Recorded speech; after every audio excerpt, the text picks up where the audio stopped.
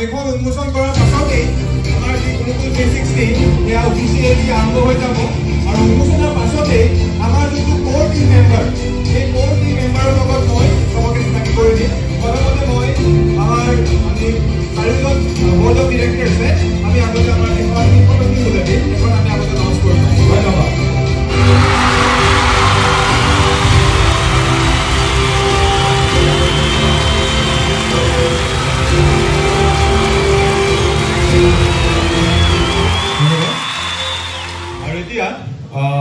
মই মেইনলি আমি চিনাকি কৰি দিব ওলাইছোঁ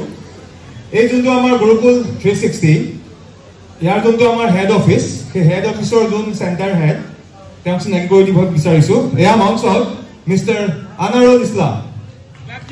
এটা সুন্দৰ হাত চাপৰি তেওঁ এই কোচিং ফিল্ডত তেওঁ যথেষ্ট অভিজ্ঞতা আছে তেওঁ অলৰেডি অল অভাৰ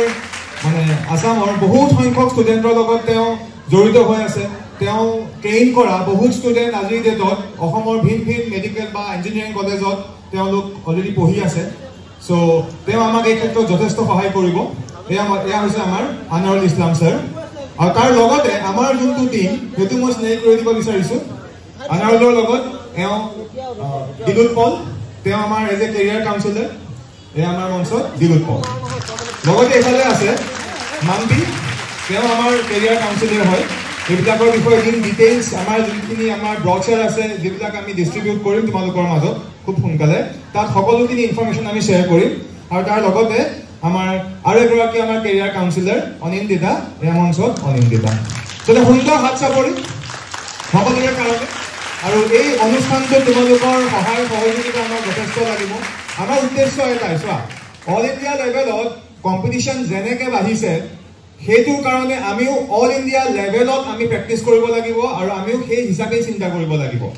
আৰু মই এটা কথা বিশ্বাস কৰোঁ যে আজিৰ কম্পিটিশ্যনৰ দিনত পেৰেলেলি মানে বৰ্ড আৰু এণ্ট্ৰেন্স দুইটা পেৰেলেলি কৰিব নোৱাৰে বুলি মই নকওঁ কৰিব পাৰিব কিন্তু অলপ কষ্ট হৈ যায় সেইকাৰণে আমি এই যোনটো আমাৰ স্পেচিয়েল ৰেচিডেঞ্চিয়েল প্ৰগ্ৰেম এইটো আমি লৈ আহিছোঁ যাতে এজন ষ্টুডেণ্টে এটা সম্পূৰ্ণ সেই হাই ছেকেণ্ডেৰী পৰীক্ষাৰ পাছত তেওঁলোকে যে কোৱা হয় যে এটা বছৰ বুলি কিন্তু এটা বছৰ নাপায় খুব বেছি 10 মাহমান সময় পায় চ' এই 10টা মাহ তেওঁলোক টোটেলি মানে ঘৰ মানে জাষ্ট ঘৰৰ পৰা ওলাই আহি সেই আগৰ দিনত যেনেকৈ গুৰুকুলত থাকি নিজৰ জীৱনটো তাত বনাব চেষ্টা কৰিছিলে সেই হিচাপে আমাৰ ইয়াত পুৰা ৰেচিডেঞ্চিয়েল কোচিং ইনষ্টিটিউটত থাকি তেওঁলোকে নিজৰ কেৰিয়াৰটো বনাব পাৰিব অকল তেওঁলোকেই নহয় মেট্ৰিক যিসকলে দিব মেট্ৰিক দিও যদি কোনোবাই ভাবে তেওঁলোকৰ কাৰণেও আমাৰ ব্যৱস্থা আছে আমি তেওঁলোককো সমানেই আগবঢ়াই লৈ যাম চ' মই বেছি দীঘলীয়া নকৰোঁ কিয়নো আমাৰ কাৰ্যসূচী আৰু বহুত আছে চ' মই মোৰ এই চমু যোনটো ইন্ট্ৰডাকশ্যন মই এইটো ইয়াতেই সামৰিব বিচাৰিছোঁ আৰু মই খুব চমুকে দুআষাৰ ক'বলৈ অমিতাভ বৰা ডাঙৰীয়ালৈ মই আগ্ৰহটো আগবঢ়াই দিছোঁ থেংক ইউ ভেৰি মাছ ইতিমধ্যে আমি গুৰুকুল 360 লঞ্চ কৰিলোঁ আৰু আহি থকা দিনবিলাকত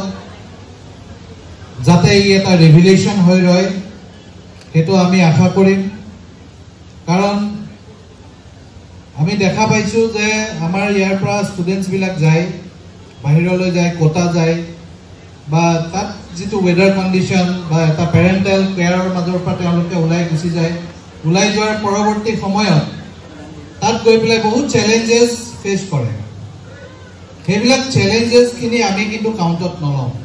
আমি ল'ৰা ছোৱালীখিনিক দেখা পাওঁ তেওঁলোক এক্সপ'জ হৈ যায় বিভিন্ন এটমছফিয়াৰিক কণ্ডিশ্যনছত তেওঁলোকৰ খানা পিনা তেওঁলোকৰ কালচাৰেল কণ্ডিশ্যনছ তাৰ উপৰিও এটা ফ্ৰীডম পায় যিটো ফ্ৰীডম তেওঁলোকে কোপ কৰিব নোৱাৰে আৰু আমাৰ ইয়াত বেক হোম আমাৰ পেৰেণ্টছবিলাকে ভাবে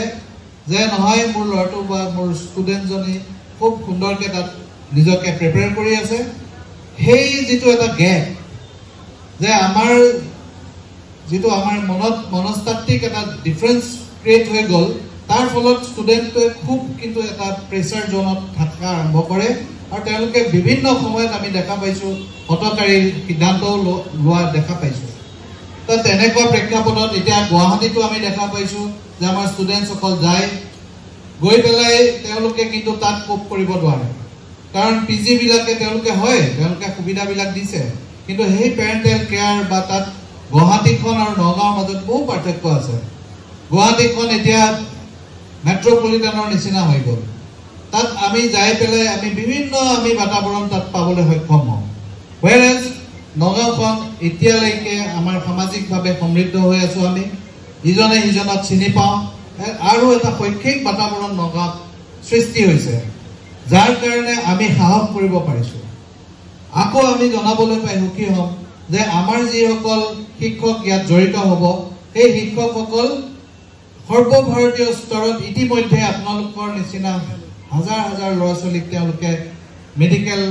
ইঞ্জিনিয়াৰিঙত তেওঁলোকে দিবলৈ সক্ষম হৈছে এই কাৰণসমূহ আমি সন্মুখত ৰাখি পেলাই আমি ভাবিছো যে অত্যন্ত প্ৰয়োজনীয় হৈ আহিছে কাৰণ আসাম হাই সেকেন্ডাৰী কাউন্সিল এতিয়া নোহোৱা হৈছে হাই সেকেন্ডাৰী মাৰ্কছৰ পৰা আমাক কিন্তু এটা মেডিকেল সিট বা এটা ইঞ্জিনিয়াৰিং সিট দিয়াৰ সক্ষম নহয় আমি কম্পিটিশনত যাবই লাগিব আৰু সেই কম্পিটিশনৰ কাৰণে যাতে আমাৰ ল'ৰা ছোৱালীবিলাকে আমাৰ ইয়াতে নগাঁৱতে যাতে নিজৰ ঘৰখনৰ কাষতে বা এটা শৈক্ষিক বাতাবৰণৰ মাজত নিজৰ পেৰেণ্টেল কেয়াৰৰ মাজত যাতে আমাৰ ইয়াত থাকিব পাৰে সেইটো কিন্তু